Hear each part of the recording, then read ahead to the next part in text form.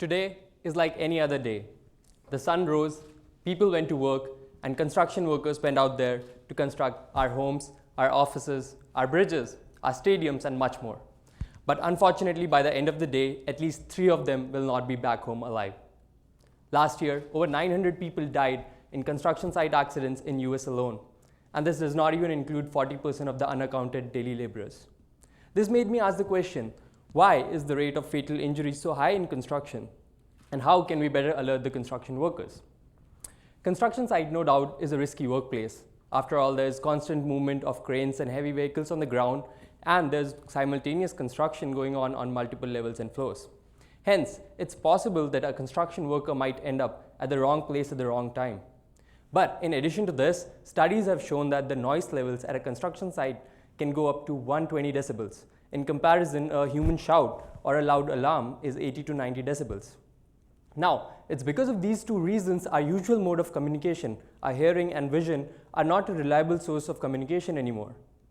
To give you a more relatable scenario, imagine doing your homework or working in your lab with your headphones on, probably listening to your favorite band. You'll be basically oblivious to your surroundings until your friend or your colleague comes and taps you. My research is centered around creating a device that will play the role of this colleague or friend and alert the construction workers by providing those vibrations, and thereby providing a new mode of communication, touch. These type of devices that alter the frequency of vibrations to communicate meaningful information are called haptic devices. My wearable haptic device that I'm working on will alert the construction workers whenever they enter a high-risk zone and will keep vibrating till they're out of there. These high-risk zones or restricted areas will be defined by the site superintendent on a daily basis and possibly in real time in future. This device has a GPS sensor on it to accurately track the location of the workers.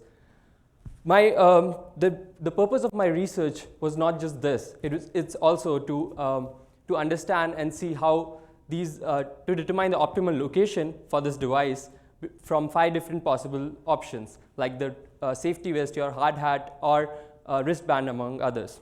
I'll also be comparing the efficiency of this with respect to the present warning systems that are used today.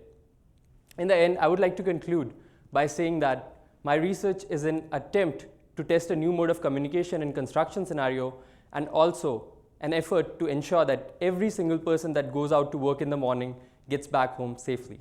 Thank you.